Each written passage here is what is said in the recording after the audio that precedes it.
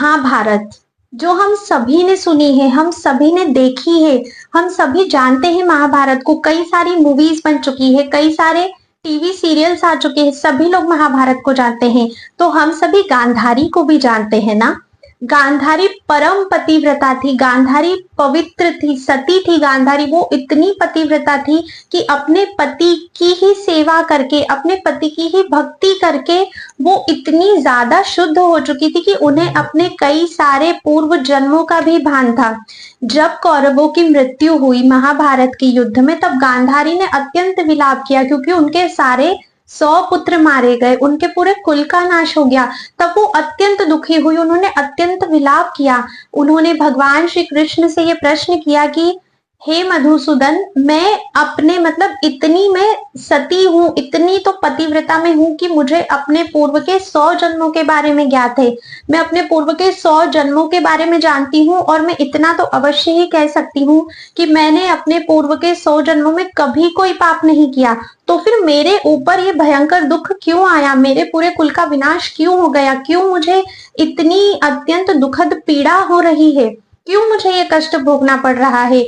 भगवान से कहते हैं कि आप तो सर्वसमर्थ हो, तो मैं आपसे पूछना चाहती हूँ कि मेरे ऐसे कौन से कर्म थे जिसकी वजह से मुझे ये सब चीजें देखनी पड़ रही है, क्योंकि पूर्व के 100 जन्मों में मैंने कोई पाप नहीं किया है। तब भगवान श्री कृष्ण कहते हैं कि माता, आप सत्य कह रही हैं, गांधारी आप सत्य कह रही हैं, पूर्व के 100 जन्मों में आपने कोई पाप नहीं किया, कोई बुरी चीज नहीं की, कोई ऐसा व्यवहार नहीं किया जो शास्त्र के विरुद्ध हो। लेकिन उसके पहले वाले जन्म में आपसे एक भूल हुई थी, जिस वजह से आज आपका पूरा का पूरा कुल नाश हो गया है।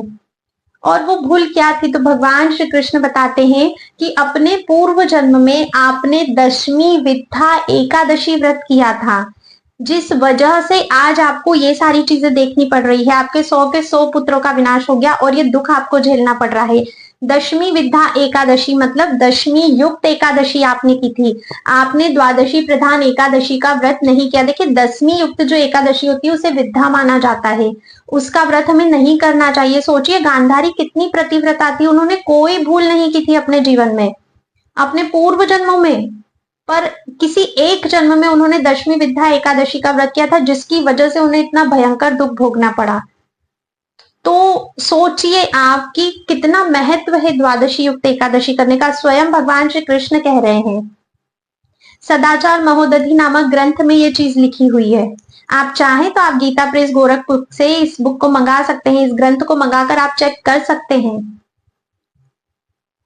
तो बहुत महत्व है द्वादशी युक्त एकादशी का। गांव में तो आजकल क्या होता है, वहां के पंडितों को भी इतना मालूम नहीं होता है, वे भी हमें या वहां के रहने वाले लोगों को यही ज्ञान देते हैं कि पहले वाली गृहस्थ की है तो आप वही करो। कहीं कहीं तो इतना डरा देते हैं कि अगर दूसरी आपने करी, विरक्तों वाली कर ली, बाबाजी वाली कर ली, तो आपका ये अनिष्ट होगा, वो अनिष्ट। अरे नहीं, शास्त्र पढ़ो। अम्बरीश जी को देखो, अम्बरीश जी से बड़ा वैष्णव तो कोई नहीं है, अम्बरीश जी से ज्यादा एकादशी निष्ठा तो हम में नहीं है। वे स्वयं भी द्वादशी युक्त एकादशी करते थे। तो जब भी कंफ्यूजन रहता है, आपको हमेशा द्वादशी युक्त एकादशी ही करनी है, और फिर आपके गुरु घर की जो आज्ञा है उसको आपको पालन करना है। लेकिन प्रधान जो महत्व बताया गया है वो द्वादशी युक्त एकादशी का ही है। चाहे उस दिन एक घड़ी एकादशी क्यों ना हो, पर व्रत आपको द्वादशी प्रधान एकादशी का ही करना है। गृहस्थ विरक्त का कोई यहाँ पर सीन नहीं है। कहते हैं ना, कभी कुछ लोगों ने कुछ बातें बोल दी, फिर उसको किसी ने आगे बढ़ा दिया, फिर उसको किसी ने आगे बढ़ा दिया, तो इस तरह से भ्रम फैलता जाता है। पर आप इन चीजों में मत पड़िए, क्योंकि जो एक वैष्णव है, पहली बात तो उसे भ्रमित नहीं करना चाहिए, उसका भी दोष लगता है। पर जो भोले भाले वैष्णव होते हैं वो ऐसे लोगों की बातों में आ जाते हैं। पर आपको ध्यान रखना है, और ये चीजें मैं अपने मन से नहीं बोल रही हूँ, ये सभी कुछ शास्त्रों में लिखा है, आप पढ़ सकते हैं।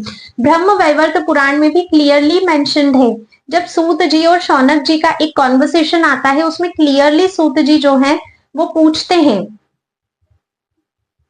कि कौन सी एकादशी करनी चाहिए प्राणी मात्र को।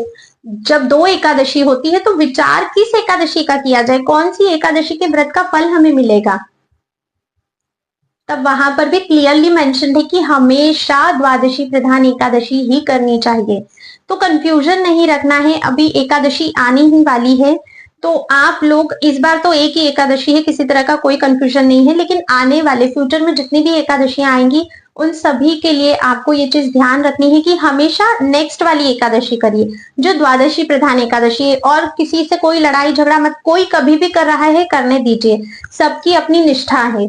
आप भी थोड़ा सजग होइए, ग्रंथों का पाठ कीजिए, क्योंकि आजकल कोई भी हमें किसी भी बात को लेकर कुछ भी बोल जाता है, हमारे पास जवाब नहीं होता, क्योंकि हम अपने ग्रंथों का पाठ नहीं करते। ग्रंथ पढ़िए, आपको स्वयं हर चीज का जवाब मिल जाएगा। तो मैं तो हमेशा ही द्वादशी युक्त एकादशी करती हूँ, और मैं आपको यही सलाह दूंगी कि जो चीज सर्वोत्तम है हम वही करें, क्योंकि वैसे भी हम लोग इतने ज्यादा पुण्य नहीं कर रहे हैं, इतने अच्छे कार्य नहीं कर रहे हैं कि भगवान की दृष्टि हम पर पड़े, भगवान हमसे प्रसन्न होकर अपने चरण कमलों की भक्ति हमें प्रदान करे। अभी हमें बहुत घिसना है, बहुत तपना है। तो ये छोटी छोटी चीजें हमें अपने जीवन में अवश्य ही करनी चाहिए।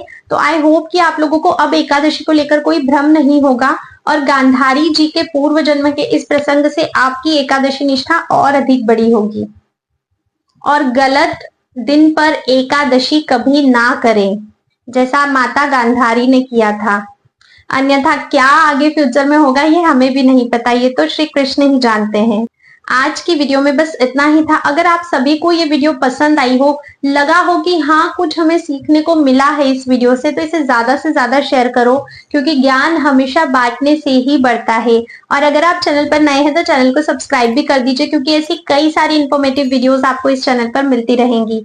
आज की वीडियो में इतना ही। मैं आप सभी से मिलती हूँ नेक्स्ट वीडियो में, तब तक के लिए राधे राधे।